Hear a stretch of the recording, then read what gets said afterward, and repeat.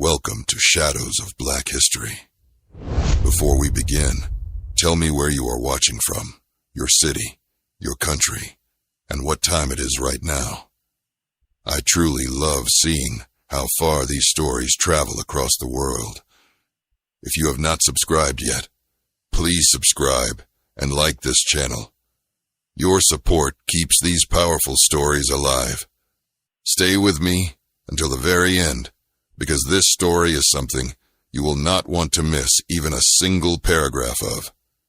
Relax, remove all distractions, and pay very close attention as we begin. Because tonight, you will hear about a woman who walked into an underground fighting arena in New Orleans on July 4th, 1857.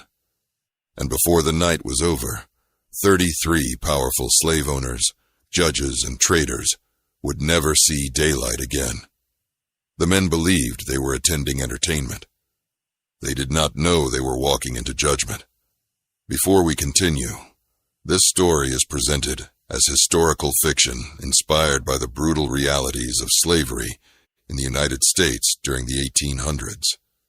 Certain characters and events are dramatized for narrative purposes. New Orleans in 1857 was a city that celebrated loudly above ground and sinned quietly below it. On the streets, fireworks burst in the sky for Independence Day. Brass bands played, wealthy families toasted liberty from wide balconies, but beneath the French Quarter, behind thick wooden doors and guarded stairways, there was another world known only to the rich and ruthless. They called it the Pit. It was an underground arena carved from brick and sweat, where enslaved men were forced to fight for sport, while the powerful men gambled from raised platforms. Lanterns burned low, casting long shadows across sand, darkened by old blood. The smell of iron lingered in the air. No law entered that room. No mercy survived there. And for 9 years, one fighter ruled the sand. They called her Asha. Asha had not been born in chains. She remembered the sound of waves against a distant shore in West Africa. She remembered training at dawn with wooden blades in her hands. She remembered elders teaching discipline, patience, and precision. That life was stolen when raiders came. She was captured, shipped across the Atlantic, and sold in Louisiana like cargo. Her first master tried to break her in the cane fields, but Asha did not bend easily. When she struck an overseer who beat a child too long, she was sold again, this time to a man who saw profit in her strength. The owner of the pit did not care about her name or her past. He saw muscle, reflex, and fire. He gave her a number instead of a name and forced her into the arena. Night after night, she fought men larger than her. Some were criminals. Some were enslaved like her. All were desperate. She learned to survive not just with strength but with strategy. She studied footwork. She watched breathing patterns. She counted heartbeats between attacks. The crowd roared each time she won. They called her savage. They called her miracle. They never asked what burned inside her chest. On July 4th, 1857, the pit was filled beyond capacity.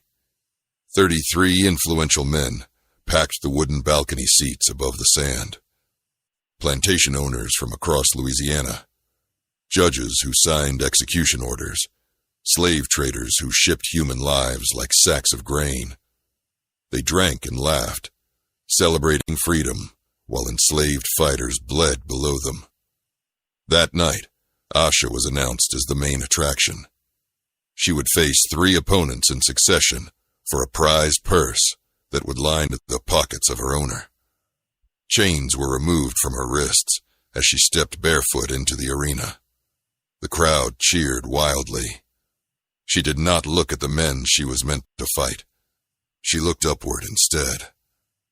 Slowly, carefully, she counted the faces in the balcony. 1, 2, 3. She knew them. She had memorized them over years. She knew which one financed slave ships. She knew which one ordered public lashings. She knew which one once laughed as a boy collapsed in the sand.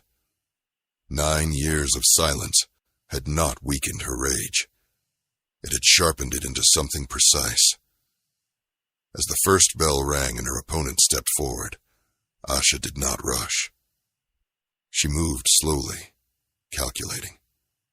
Because somewhere above her, hidden behind a thin wooden wall, dry beams soaked in oil waited for a single spark, and the men cheering for blood had no idea that before the night ended, the sand would not be the only thing burning.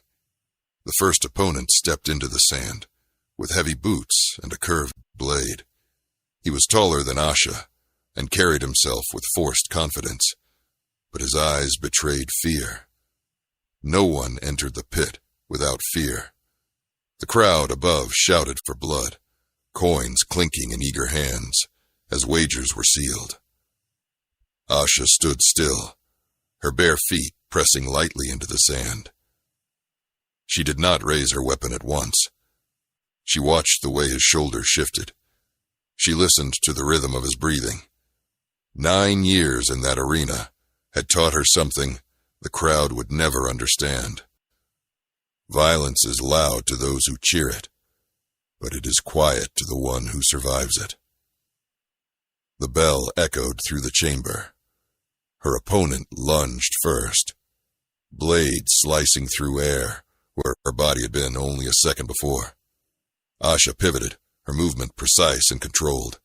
The crowd roared as steel met steel. Sparks flashed under lantern light. She did not waste energy. She allowed him to swing again, and again, until his breathing grew uneven. Then she struck. One clean motion, one calculated step. He fell into the sand, defeated. The crowd erupted in applause, believing they had witnessed another performance. They did not realize the performance had only begun. Servants moved quickly to drag the fallen fighter away, while another opponent was pushed forward. This one was younger, forced into the arena from a nearby plantation only days earlier. His hands trembled as he gripped his blade. Asha saw the terror in his eyes and understood it too well. She circled him slowly, whispering under the noise so only he could hear. "Drop when I strike." He did not understand at first. The crowd demanded action. A judge above leaned forward, shouting insults. The bell rang again. The young man rushed forward clumsily.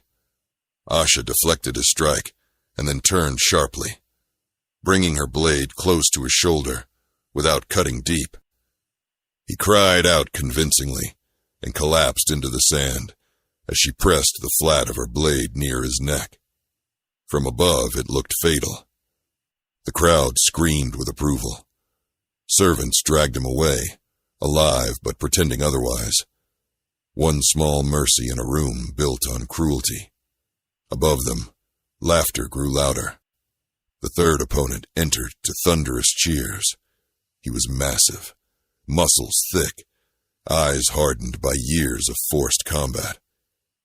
He had killed before in that pit, and survived. The owner of the pit leaned over the railing, clearly pleased with the spectacle. He had no idea that the spectacle was carefully unfolding beyond his control. Asha engaged this opponent fully. Steel clashed with greater force. Sand flew under rapid movement. The crowd pounded on wooden rails, demanding a violent finish.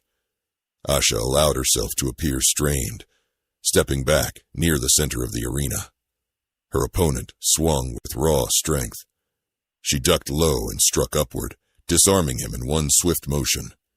His blade clattered across the sand. She pressed her weapon against his throat. The arena fell silent for a breath. Then she ended the fight with a decisive strike. The man collapsed heavily. Blood darkened the sand. The crowd stood to its feet in wild approval. Above the arena, while cheers shook the wooden balcony, a small door behind the seating area opened quietly. 2 enslaved workers slipped inside, carrying barrels under the excuse of refilling oil lamps. No one questioned them. Why would they? The men in those seats never noticed the hands that served them. The barrels were placed carefully along support beams beneath the balcony. Oil seeped slowly into dry wood. A torch rested nearby, hidden behind stacked crates. Below, Asha stood alone in the center of the pit, chest rising steadily. She lifted her blade toward the cheering balcony, as if accepting praise. But her eyes were not grateful. They were steady, cold, focused. She counted again, making sure all 33 men remained in their seats, drunk on power and confidence. The owner of the pit rose and raised his glass, announcing a final exhibition match to honor Independence Day. The crowd roared in agreement. They wanted more blood. They wanted spectacle. They did not realize that the final match would not be between fighters in the sand. It would be between fire and wood, between justice and arrogance. And as Asha lowered her blade slowly, somewhere behind the balcony, a trembling hand reached for the waiting torch. The air inside the pit grew hotter, though no one noticed at first. The final exhibition was announced, with booming laughter from the owner, who leaned over the railing and declared that Asha would fight again, this time against 2 men at once. The crowd roared with drunken excitement.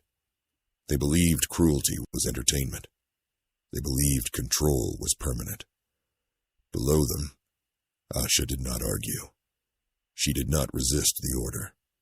She only adjusted her grip on the blade and stepped back into position.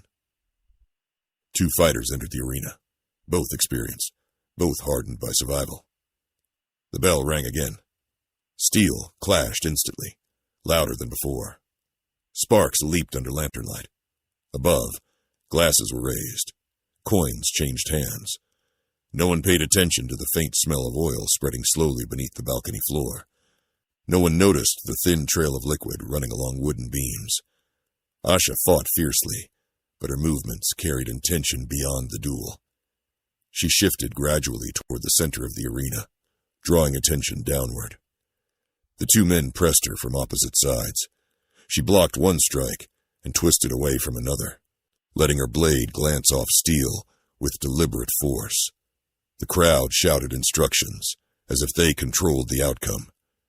They did not see the enslaved workers retreat quietly from the balcony level, slipping through the small door once more. Behind stacked crates, the torch was lifted. A pair of shaking hands held it close to oil-soaked wood. For a moment, hesitation lingered. Fire meant chaos. Fire meant death. But fire also meant an end to something that had festered too long. The torch touched wood. At first, nothing dramatic happened. Then a thin flame crawled upward like a snake awakening. Below, the fight intensified. One opponent lunged recklessly. Asha pivoted and drove her blade across his arm, sending him stumbling back. The second man rushed forward, attempting to overpower her with brute strength. She allowed herself to fall backward into the sand, pulling him with her in a sudden motion that sent both rolling. The crowd screamed in delight, thinking the spectacle had reached its peak. They did not notice smoke beginning to gather above their heads. It started as a faint haze near the ceiling.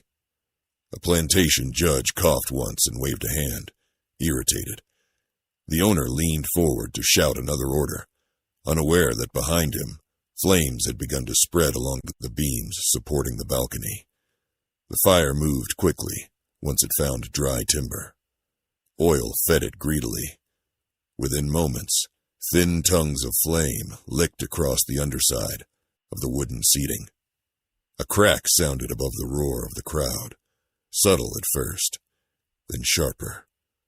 One man turned his head just as heat brushed his neck. His smile faded. Another man shouted in confusion. Smoke thickened rapidly, rolling across the balcony ceiling. Below, Asha rose to her feet and disarmed the second opponent with a sharp twist.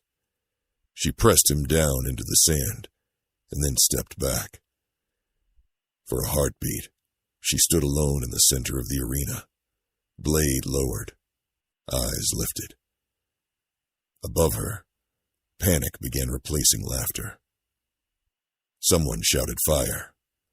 Someone else tried to push toward the exit stairs, but the only main stairway leading upward had already begun to burn at its base. The crowd that once cheered now screamed. Men shoved one another, desperate to escape. The wooden balcony groaned under sudden movement. Flames leaped higher, blocking the narrow corridors that led to the only doors. Smoke poured downward into the pit, thick and choking. Asha moved toward the center, where the air was still clearer. The fighters who had faced her crawled away, confused and terrified. One tried to climb the arena wall, only to slip back into sand. Above, a plantation owner stumbled and fell against the railing as fire consumed the beam behind him. His expensive coat caught flame instantly. He shrieked, flailing wildly. Another judge attempted to leap across seats toward an unburned section but misjudged the distance and crashed into the splintering wood. A massive crack echoed through the chamber as part of the balcony floor collapsed. Several men plunged downward into the arena in a rain of fire and debris. Sand scattered as bodies struck the ground. Lanterns fell and shattered, adding to the blaze. Heat intensified rapidly. Smoke stung eyes and lungs. The pit, built for spectacle, had become a furnace. Asha shielded her face with her arm and moved swiftly toward a small service tunnel, known only to workers and fighters. She had studied every corner of that underground chamber for 9 years. She knew where the walls were weakest. She knew where fresh air could still be found. Before stepping into the tunnel, she turned once more toward the collapsing balcony. Flames roared upward, swallowing wood, swallowing cloth, swallowing arrogance. The cheers were gone. Only screams remained.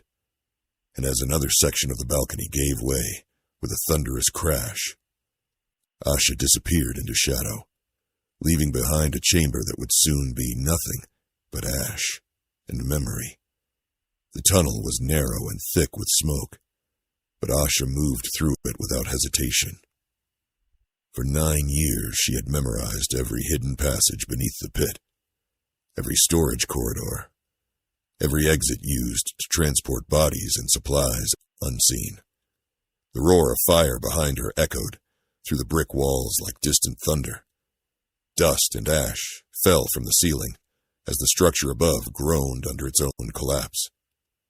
She did not run blindly. She counted her steps. 12 forward, turn left. 20 more toward the narrow arch, where fresh air sometimes slipped through cracks in the stone. Behind her, the screams were fading into a single overwhelming roar. Some of the enslaved workers had already escaped through separate service tunnels. Others followed close behind her now, coughing, but alive. No one spoke. The noise of destruction was enough. Above ground, the celebration of Independence Day continued for several long minutes before anyone realized something was wrong. Fireworks burst across the New Orleans sky, their bright flashes hiding the first faint smoke that began rising from beneath a quiet courtyard building in the French Quarter. Then came the sound that could not be mistaken. A deep, rumbling collapse, followed by a blast of flame erupting through the wooden doors at street level. People in the alleyways shouted in confusion. Guards stationed near the entrance rushed forward only to be driven back by intense heat. The underground arena had become an oven. The single stairwell, meant for exit, had long been consumed. Those trapped inside had no clear escape. Smoke billowed upward into the humid night air, thick and black, carrying with it the smell of burning wood and flesh. Inside the tunnel, Asha reached the final turn that led toward a concealed hatch opening behind stacked crates in a storage shed several streets away. She pushed the hatch upward with steady force and climbed out into darkness. One by one, others emerged behind her, eyes wide with shock. The city noise covered their escape. Bells from nearby celebrations rang out. Music continued to play down the street, unaware of what had just happened below ground. Asha stepped away from the shed and blended into shadow. She removed the cloth tied around her wrist, the mark that identified her as Fighter 9. For the first time in 9 years, she was no longer bound to that number. She was no longer entertainment. She was free in a city that had not yet realized what it had lost. Behind her, the underground chamber collapsed completely. 33 powerful men who had entered for sport did not come out. Plantation owners, judges, slave traders, city officials, the men who financed ships, signed auction orders, and cheered for blood were gone in less than 2 hours. Word began spreading quickly through the French Quarter. At first, people whispered about an accident, a tragic fire, but whispers changed tone as names were confirmed. Entire plantations were suddenly without masters, courtrooms without judges, trading houses without partners. Fear moved faster than truth. By midnight, soldiers had surrounded the block, questioning anyone nearby. Survivors from the arena were hunted immediately. Patrols were sent into black neighborhoods before dawn. The city demanded answers. Asha did not flee the city at once. She moved carefully through narrow streets she had memorized during supply runs years before. She knew that panic would close roads by morning. Instead, she headed toward the river docks where ships rested quietly in the dark. The Mississippi flowed wide and steady under moonlight, indifferent to human power. She paused at the edge of the water and listened to distant shouting behind her. Sirens would come with sunrise. Arrests would follow. Retaliation would be swift. But for that single moment, the air felt different. Heavy, yet open. She had not simply burned wood and brick. She had shattered the illusion that power could gather safely in secret. As smoke continued rising into the night sky above the French Quarter, Asha stepped toward the dock shadows, knowing that what began in the pit would echo far beyond New Orleans, and she also knew something else. By morning, her name would no longer be whispered only in an underground arena. It would be spoken across the South, in fear and in awe, and the hunt for her would be relentless. By sunrise, New Orleans no longer felt like a city celebrating freedom. It felt like a city under siege. Smoke still curled into the humid morning air from the ruins beneath the French Quarter courtyard. Soldiers blocked off entire streets. White citizens gathered in tense clusters, whispering names as lists of the dead were confirmed. Plantation owners from upriver, judges from city courts, wealthy slave traders who financed ships and auctions. 33 powerful men gone in a single night. Newspapers rushed to print special bulletins, calling it a savage act of terror. Officials promised swift justice. Rewards were announced before noon for information leading to the capture of anyone involved. Patrols expanded across black neighborhoods. Homes were searched. Men were dragged from beds and questioned. The city demanded someone to blame. But Asha had already moved beyond the center of the chaos. She had changed clothing near the docks, trading her fighter's garments for simple work attire taken from a line behind a warehouse. Her hair was wrapped tightly beneath a plain cloth. She carried herself differently now, not as a gladiator entering an arena, but as another laborer moving through a busy port. Ships were preparing to depart, their crews distracted by news spreading along the riverfront. Rumors moved quickly among dock workers. Some spoke in low voices about justice. Others feared retaliation would be brutal. Asha kept her head lowered and listened carefully. She knew the city would soon lock down roads and inspect outgoing vessels. She needed distance before that happened. A small riverboat preparing to travel north toward Baton Rouge offered opportunity. Its crew consisted of both free black sailors and white laborers too focused on loading cargo to notice one more pair of hands. Asha stepped aboard with calm precision and began lifting crates without being asked. Sweat mixed with river mist as she worked steadily. No one questioned her presence. Strength had always been her armor. Within the hour, the boat pulled away from the dock, its paddle wheel churning muddy water behind it. As New Orleans shrank in the distance, smoke from the pit still hovered faintly above the skyline. Asha stood near the railing, eyes fixed forward. She knew pursuit would follow along the river. Patrol boats would search. Notices describing her would spread rapidly. She was no longer just a fighter. She was the woman who brought down 33 powerful men in one night. Behind her, across Louisiana plantations, panic took root. Masters who once gathered comfortably for private entertainment now feared shadows. Underground fighting arenas across the South closed their doors quietly. Auction houses in New Orleans increased guards, worried that fire might visit them next. Some enslaved communities whispered her name with disbelief, others with hope. Authorities tried to frame the event as madness, an isolated act by a dangerous woman. But the scale of the destruction made that explanation fragile. 33 men did not vanish without consequence. The balance of power had been shaken publicly.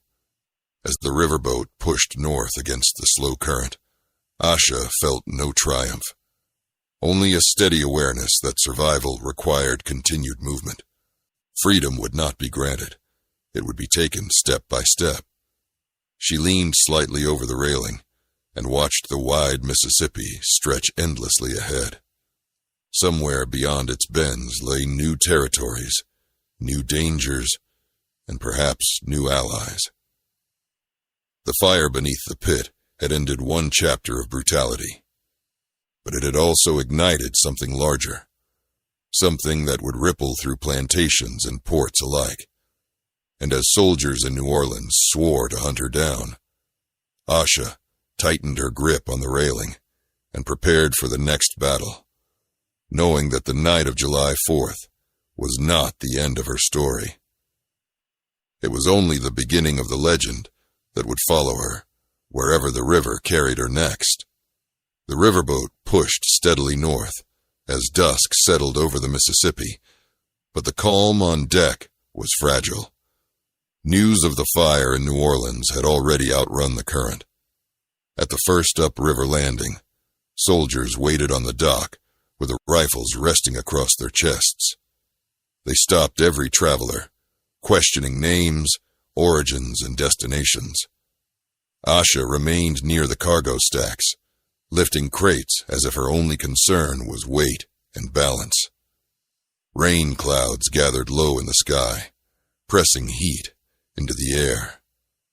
The captain argued loudly with an officer who demanded a full search of the vessel.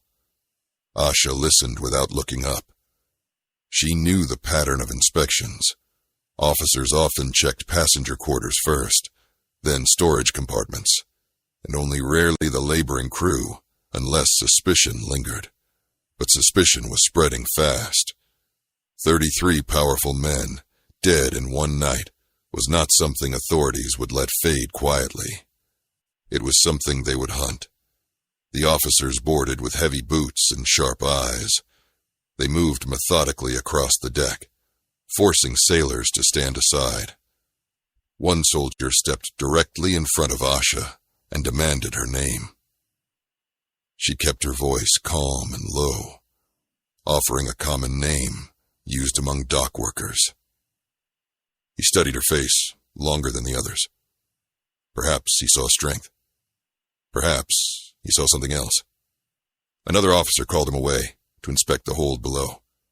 The moment passed, but not easily. Asha continued working, aware that one wrong movement would end everything. In the distance, thunder rolled faintly across the river valley. The storm that had threatened earlier began forming again, dark and heavy. As the officers descended into the lower deck, the older sailor with scarred hands moved beside her and spoke without turning his head. "They are tightening the river checkpoints farther north," he murmured. "They say the woman who burned the pit is heading this way." Asha did not respond. She did not need to. The storm would either shield her or expose her. By late afternoon, the officers completed their search and disembarked, dissatisfied but without proof. The captain ordered departure immediately, unwilling to remain under watch any longer. The paddle wheel churned water as the boat pulled away from the dock. Thunder cracked louder overhead. Rain began to fall in sharp sheets that blurred the riverbank into gray shadows. The crew scrambled to secure tarps and tie down cargo. Visibility dropped quickly. Lightning split the sky in jagged white flashes that illuminated the wide river for only a second at a time. In that chaos, Asha felt an opening forming.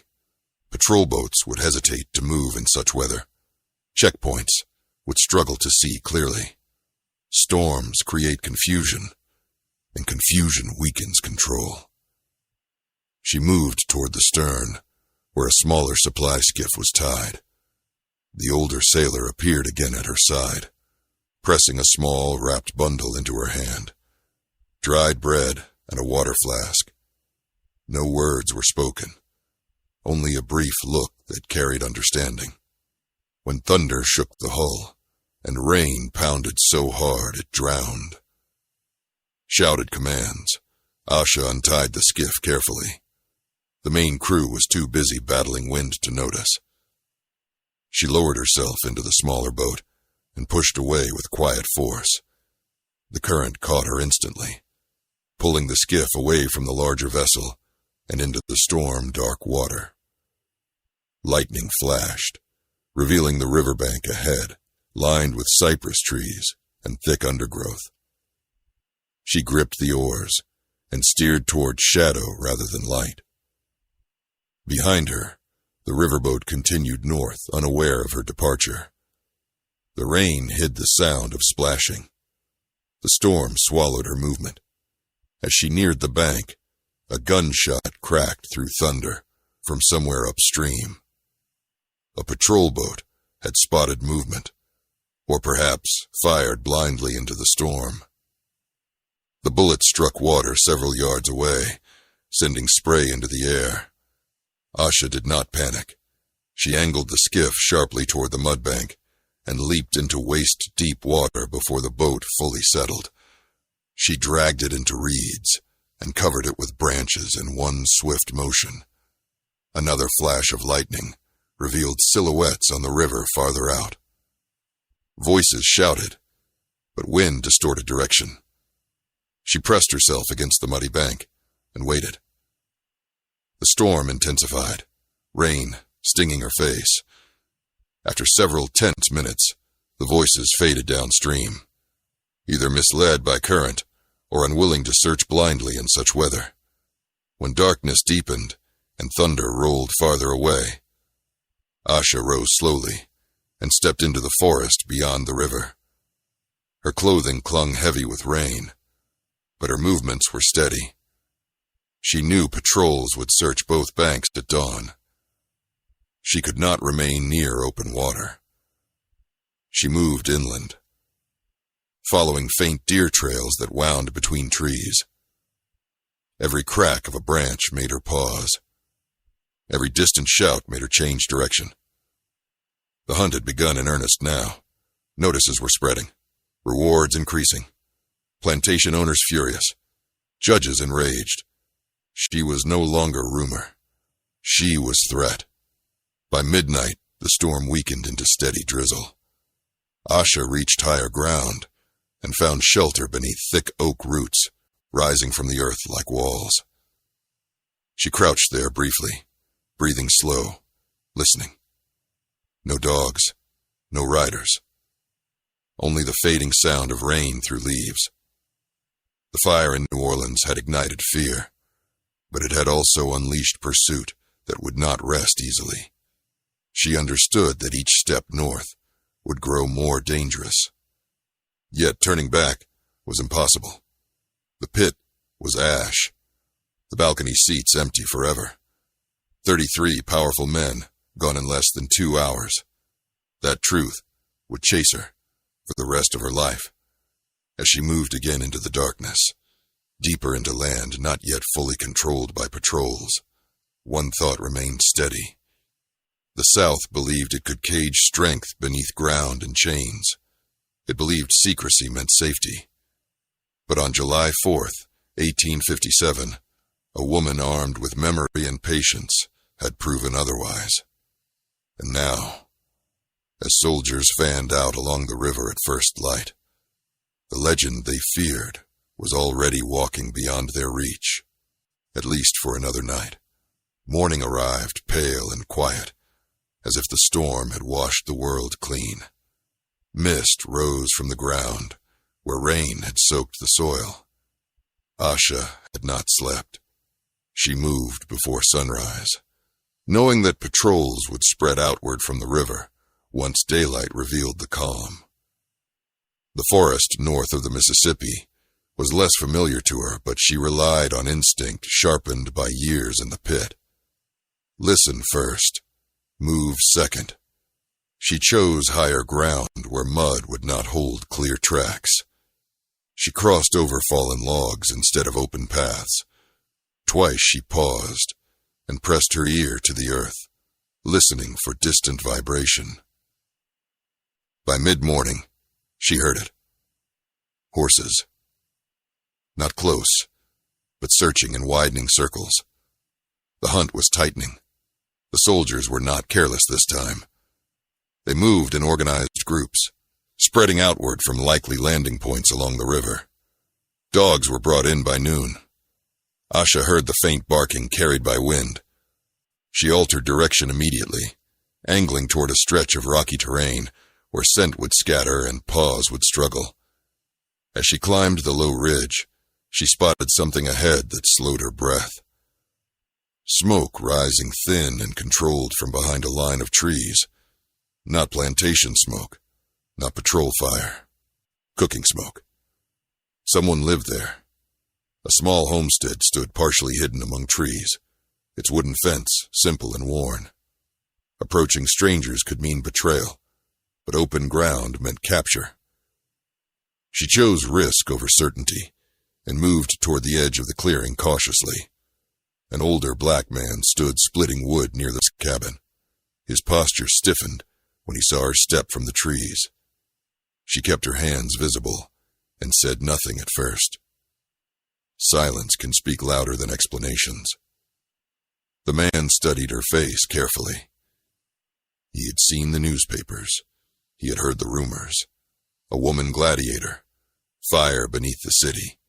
33 dead. He did not ask if she was that woman. He asked only one question. Are they close? Asha nodded once. He motioned quickly toward the barn and opened a loose board panel near the ground. Crawl, he whispered. She did not hesitate.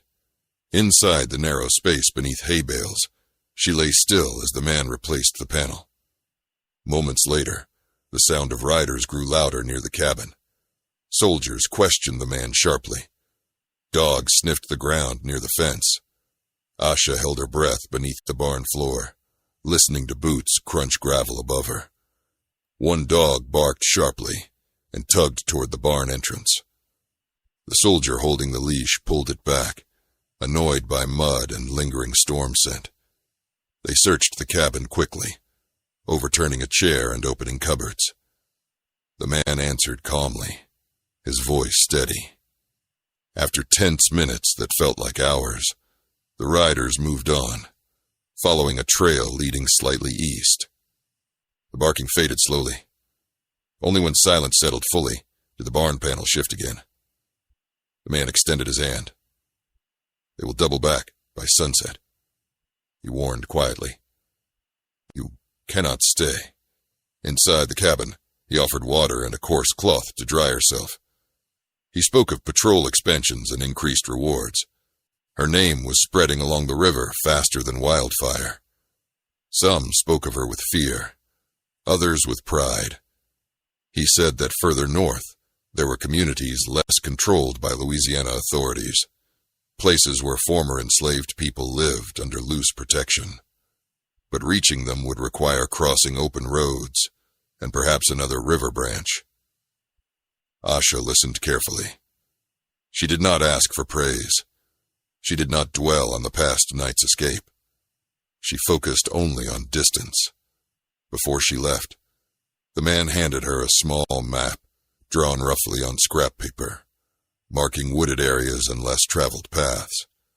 He also handed her a short blade, not ornamental, but sharp and practical. In case they close in again, he said. Asha tucked it into her belt. She stepped back into daylight with renewed direction. The hunt had grown organized. The reward had grown larger. Plantation owners wanted blood to answer blood. Judges wanted order restored. But every mile she traveled north weakened their control slightly.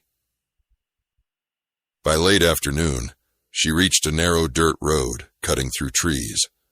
Crossing it would expose her briefly. She waited, counting breaths, listening for hooves. Nothing. She crossed swiftly and disappeared into brush on the other side. Distant thunder rumbled again, though no rain fell. The sky carried heavy clouds, but held back water. She knew patrols would search again by nightfall, perhaps even burn sections of forest to flush her out. Desperation often leads to cruelty. As evening approached, Asha climbed another ridge and looked back once toward the south. Smoke from distant plantations rose calmly into the sky, unchanged. The system still stood. But something inside it had cracked. She had seen fear in soldiers' eyes. She had heard it in the captain's voice upriver. The illusion of safety was gone. That mattered. Night began to settle once more. The forest darkened. Asha moved deeper into unfamiliar land, guided by instinct and the rough map in her hand. She did not know how many more days she could outrun organized patrols. She did not know if freedom lay close or far beyond another border. But she understood one truth clearly as she stepped into shadow again. The fire beneath the pit had done more than destroy 33 men. It had forced the South to confront the strength it had tried to bury underground. And somewhere ahead, beyond the reach of this night's pursuit, the next chapter of her survival was already waiting. Night deepened across the Louisiana woods, thick and heavy, swallowing the last streaks of fading light. Asha moved with steady steps, her body tired, but her mind alert. Every sound mattered. The snap of a twig, the distant hoot of an owl, the rustle of leaves shifting under small animals. She no longer reacted with fear to each noise. She measured them. Years inside the pit had trained her to read movement before it became threat. But this hunt was different. It was not one opponent stepping into sand. It was organized pursuit, fueled by pride and vengeance. She knew by morning patrols would spread wider, perhaps even bring in bounty hunters from neighboring parishes. The reward would grow. The description of her would sharpen. And yet, with every mile north, their control thinned. Near midnight, she reached a clearing where the forest opened slightly, to reveal faint lantern light in the distance. Not the harsh glow of patrol torches, but the softer light of a settlement. She crouched behind a fallen log and observed carefully. A small cluster of cabins stood near a bend in a narrow creek. Smoke rose gently from a single chimney. Voices carried low and calm. It was not a plantation. The buildings were modest, arranged without the rigid order of ownership. She sensed something different there. She waited long minutes before moving closer. As she approached the edge of the clearing, a young boy spotted her silhouette and froze. Instead of shouting, he ran toward one of the cabins and whispered urgently. Moments later, 2 men stepped outside, alert but not aggressive. Asha kept her hands visible and walked forward slowly. The men studied her face in the lantern glow. One of them spoke quietly. "Are you the one from New Orleans?" The question hung heavy in the air. Asha did not answer directly. She simply said that soldiers were searching close behind her. That was enough. The men exchanged a look and motioned her toward a cabin near the creek. Inside, several families gathered, their expressions serious but not hostile. News had reached them too. The fire. The 33 dead. The underground arena destroyed. Some among them saw fear in that story. Others saw hope.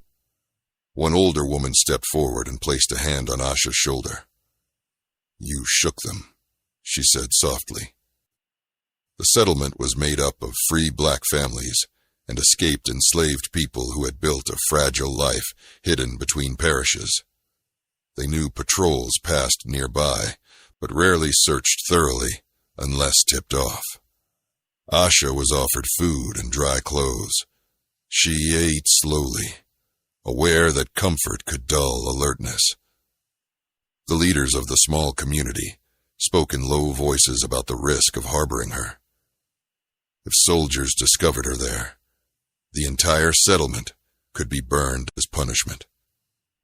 Yet turning her away meant sending her into certain capture. Silence filled the cabin for several long moments.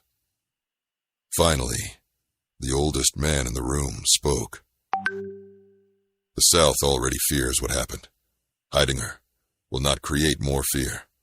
It already exists. Before dawn, they devised a plan. Asha would rest only a few hours. At first light, 2 men would guide her along a hidden creek path, leading toward territory closer to the Arkansas border, where Louisiana Patrol Authority weakened. From there, networks of safe passage could help her move even farther north. She lay on a thin mat near the cabin wall, eyes closed but mind awake.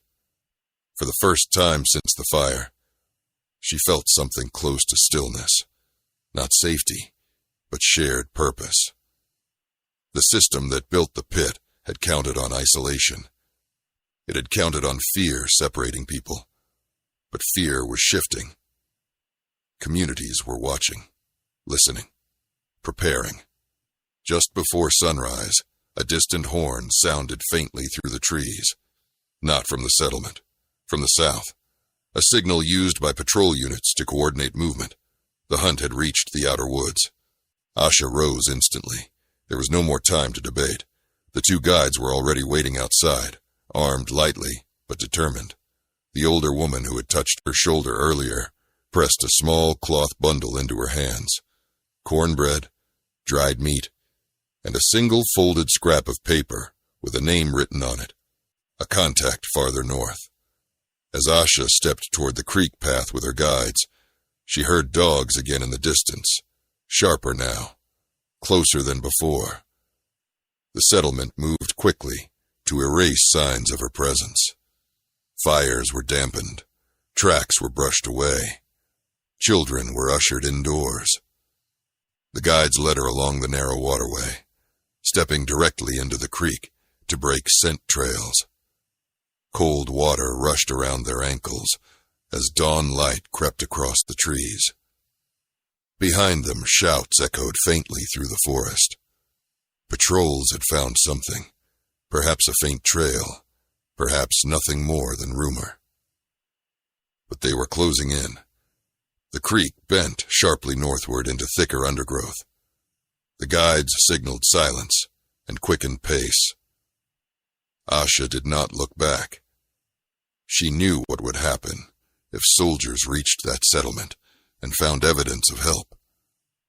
She also knew that hesitation would make their sacrifice meaningless. With steady breath, she moved forward into the rising light, guided by strangers who had chosen courage over safety. As the sun broke above the treetops, illuminating mist over the water, Asha felt the weight of pursuit pressing hard behind her. The legend born in fire was no longer just a story whispered in taverns. It was a living threat authorities were desperate to crush.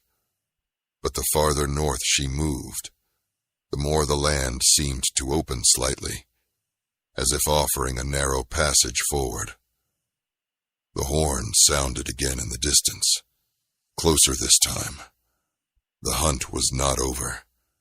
It had only intensified, and somewhere ahead, beyond the next bend of the creek, waited either sanctuary or capture.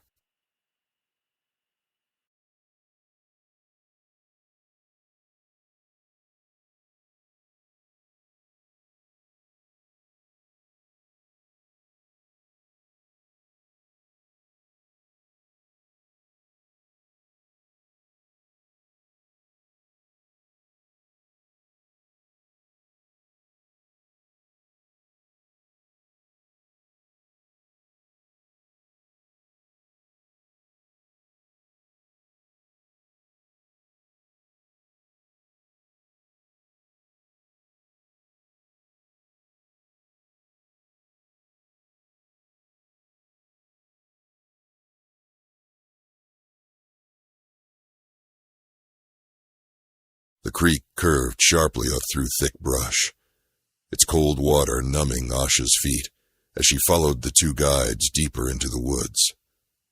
Morning light filtered through tall cypress trees, casting long pale beams across mist rising from the surface. The horn she had heard at dawn sounded again, closer now, answered by a second call from farther west. Patrol units were spreading in a wide arc, trying to trap her between river and forest.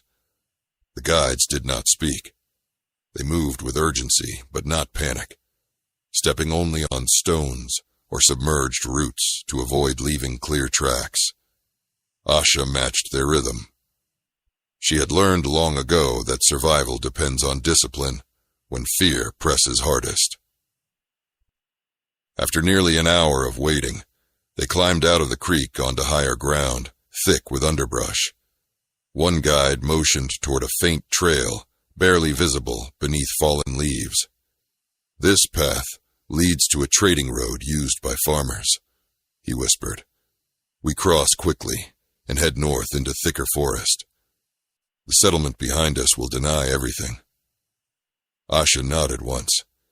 She understood what it meant to rely on strangers who risked their own lives. As they approached the road, distant barking echoed again, louder now. The dogs had found scent somewhere, perhaps near the edge of the settlement, perhaps along the outer woods. The sound sent a ripple of urgency through the trees. They reached the road and paused behind a fallen trunk. Hoofbeats thudded faintly from the south. Riders were moving fast. One of the guides signaled and darted across the open stretch. The second followed. Asha waited a heartbeat longer, scanning both directions. The road looked empty, but emptiness can be deception. She ran across and disappeared into brush on the other side, just as two mounted soldiers appeared at the far bend. One shouted sharply upon seeing movement in the trees. A gunshot cracked through the air. The bullet tore through leaves near her shoulder. She did not slow. She plunged deeper into forest as the guides split in separate directions to confuse pursuit. Branches whipped against her face as she ran uphill toward denser cover. More shots rang out behind her, but distance and foliage distorted aim. She heard one guide shout from the west, drawing riders away. The other guide's path veered north. Asha changed direction twice, circling back slightly before pushing forward again. Dogs barked wildly, then paused, confused by split trails and broken scent from the creek. She reached a narrow ravine and slid down into it, pressing her body against the cool earth. Riders thundered past overhead, their curses carried by wind. One soldier ordered the dogs down the western slope. Another insisted she had turned north. Confusion grew louder than coordination. Minutes stretched painfully long. Asha remained still in the ravine, barely breathing. Mud clung to her hands and clothing. Sweat mixed with creek water and dirt. Above her, hooves pounded back and forth as patrols argued. Then slowly, the sound shifted away. The riders committed to a direction that was not hers. Only when silence returned did she climb cautiously from the ravine and move east before turning north again. She knew she had lost the guides. Whether they escaped or were captured, she did not know. The hunt had become scattered, unpredictable. By midday, the forest thinned slightly, revealing rolling terrain and a distant line of hills marking the edge of the parish. Asha paused briefly to drink from her flask and steady her breathing. Her heart still pounded from the gunshots. She knew the soldiers would regroup by afternoon and widen their search. The reward for her capture would grow with every hour she remained free. Plantation owners demanded swift punishment. Judges wanted to make an example, but fear had already taken root. Even if she were captured, the story would not vanish. It would spread further. As she resumed walking north, a faint column of smoke rose far behind her from the direction of the settlement. She could not tell if it was normal cooking fire or something worse. The possibility tightened her jaw. The price of helping her could be severe. That knowledge added weight to every step she took. Caesareville was no longer just for herself. It carried the hopes of those who had risked everything. Late in the afternoon, she reached the crest of a hill and saw something that made her stop. Far ahead, beyond a stretch of open land, stood a larger settlement with wooden structures and cultivated fields. It was not a plantation.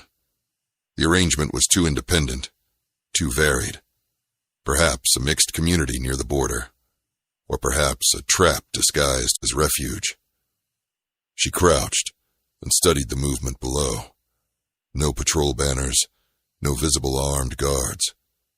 Smoke rose gently from chimneys in calm patterns. Behind her, faint but unmistakable, came the distant sound of another horn. Closer than before. The soldiers had regained her general direction. She had little time to decide. Remain in forest and risk being cornered, or approach the settlement and trust strangers again. Asha tightened her grip on the small blade given to her by the man at the cabin. The hunt was tightening, but the border lay near. With measured breath, she rose from the hillside and began descending toward the uncertain settlement ahead, knowing that the next choice would determine whether the legend of July 4th ended in chains or crossed into something far greater than escape. The open stretch between the forest and the settlement felt longer than it truly was. Asha kept low as she crossed through tall grass, watching every movement in the fields ahead. The buildings were simple but well kept. Smoke drifted gently from chimneys. A wagon stood near a barn, unattended. No overseer barked orders. No whip cracked through the air. Yet calm can hide danger as easily as chaos. She moved slowly until she reached the outer fence line and paused, listening. Voices carried faintly from within the settlement, steady and ordinary. Laughter of children. The ring of metal against metal from someone repairing tools. It did not sound like a trap, but soldiers were clever. A young woman carrying a basket stepped out from behind one of the houses and froze when she saw Asha near the fence. Their eyes locked for a brief, tense moment. The woman did not scream. She did not run. Instead, she set the basket down slowly and studied Asha's face. The newspapers had described a dangerous gladiator, a murderer, a terrorist, but what stood before her was a tired woman soaked in mud with steady eyes. After a few seconds, the young woman spoke quietly. "Are they behind you?" Asha nodded once. That was enough. The woman motioned toward a side gate and opened it just wide enough for her to slip inside. Within minutes, several men and women gathered in a small circle near the central well. They spoke in low, urgent tones. The settlement was made up of free black farmers and escaped enslaved people who had purchased small plots collectively. They were used to patrol visits, used to pretending ignorance, but harboring the most hunted woman in Louisiana would bring risk beyond routine harassment. An older man with silver in his beard stepped forward. "If we turn her away," he said quietly, "she will be captured before night. If we hide her, they may burn this place." Silence followed. Finally, the young woman who had opened the gate spoke firmly. "If we live in fear of fire, we are already burned."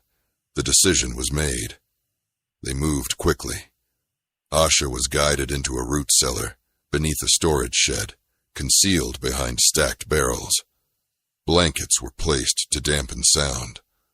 A small lantern was left with barely enough light to see. Outside, men brushed away tracks near the fence and repositioned tools to suggest ordinary work. Children were told to remain inside and stay silent. The settlement returned to its appearance of routine life, just as distant hoofbeats grew louder along the road beyond the fields. Soldiers arrived in formation, dogs straining against leashes. The officer in command shouted orders sharply, accusing the community of hiding a fugitive. The older man with silver beard met him calmly at the fence. "We have seen no one pass through here," he said steadily. The search began regardless. Soldiers moved through barns and cabins, overturning crates and scattering tools. Dogs sniffed aggressively near the shed under which Asha lay hidden. The sound of claws scraping wood echoed faintly through the cellar. She remained motionless, controlling even the rhythm of her breathing. Sweat rolled slowly down her temple as boots thudded overhead. One dog barked sharply and scratched near the stacked barrels. A soldier kicked the animal aside impatiently, irritated by false alerts. The officer demanded to know whether anyone in the settlement had traveled south recently. The young woman who had opened the gate answered evenly that they had been harvesting and had no reason to travel. Her voice did not tremble. Minutes passed that felt endless. Asha listened to every word spoken above her. She could sense the tension in the voices of those protecting her. The soldiers grew frustrated. They had followed broken trails across creek beds and ravines. They wanted certainty. They wanted capture. But they had no proof here. Finally, the officer barked a final warning, threatening consequences if they discovered deceit later. Hooves turned back toward the road. Dogs were pulled away, reluctantly. The The sound of riders faded slowly, until only distant echoes remained. Above, the settlement did not celebrate. They waited long minutes more before lifting the barrels and opening the cellar hatch. Fresh air rushed in. Asha climbed out carefully, her muscles stiff from stillness. The older man studied her face closely. "They will return," he said. "Perhaps not today, but soon. You must move before nightfall." Asha nodded. She knew safety was temporary, but temporary safety can create opportunity. As the sun dipped lower, the community prepared a wagon loaded with sacks to disguise her beneath loose cloth. A farmer would drive toward the northern edge of the parish, where Louisiana Patrol Authority weakened further. Beyond that lay territories less eager to enforce southern laws. Before climbing into the wagon, Asha turned toward the settlement. She did not offer grand speeches. She simply said, "Thank you."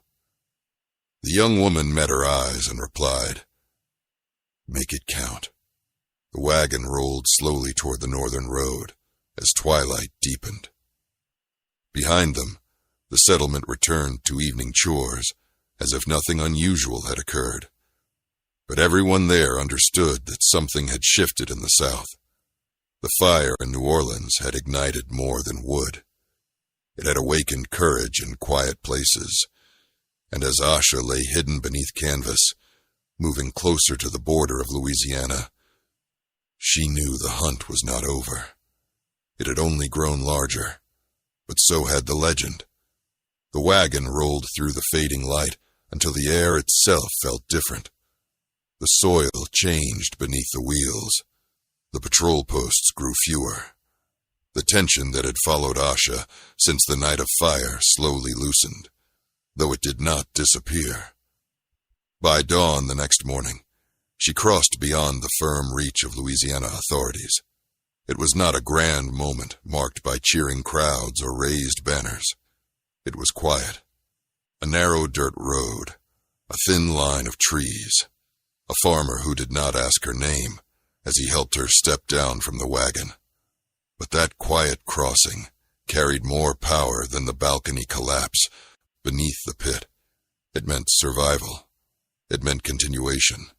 Behind her, the South did not return to normal. Underground arenas closed their doors.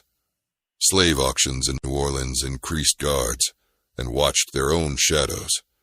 Plantation owners stopped gathering so freely in secret halls. Judges who once laughed at suffering began sleeping with pistols near their beds. The newspapers tried to control the story. Some called her monster. Some called her savage. But they could not erase what had happened on July 4th, 1857. 33 powerful men entered an underground chamber, believing they controlled life and death. None walked out, and that truth spread farther than any official report could contain. In enslaved communities across Louisiana and beyond, her name moved quietly from mouth to mouth. Not shouted, not written, whispered. Asha. Some added titles: the Gladiator, the fire in the pit, the woman who shook the balcony. Stories changed in the telling. Numbers grew larger. Details sharpened. But at the heart of every version was one unshakable message. The system that claimed absolute power was not invincible. Fear could move upward as easily as downward, and even in places built for spectacle and humiliation, resistance could ignite without warning. Asha herself did not seek legend. She did not carve her name into history books. She moved north, taking new work under a different name, carrying scars no one could see. She trained quietly when alone, blade still sharp in her hand, not for arena sport but for protection. She listened to news drifting southward. Each time she heard that another underground arena had closed, she felt a small, steady satisfaction. Each time she heard that patrols still hunted her, without success, she felt something stronger. Not pride. Not revenge. Purpose. The fire beneath the pit lasted less than 2 hours. But its shadow stretched for years. It forced powerful men to question their secrecy. It reminded enslaved people that strength could survive even in chains. It proved that underground cruelty could be dragged into open air through flame and courage. And somewhere, in the quiet land north of Louisiana, when the wind moved through the tall grass at dusk, Asha would sometimes pause and remember the roar of collapsing wood, the sound of cheers turning to screams, and the moment she stepped into darkness, knowing there was no turning back. She had walked into an arena built to break spirits. She walked out, having shattered something far greater than timber. The South remembered July 4th for fireworks in the sky. But those who knew the deeper truth remembered it for something else entirely. The night a gladiator refused to remain entertainment. The night power gathered in secret and found itself trapped. The night 33 men learned that even beneath the ground, justice could rise like fire.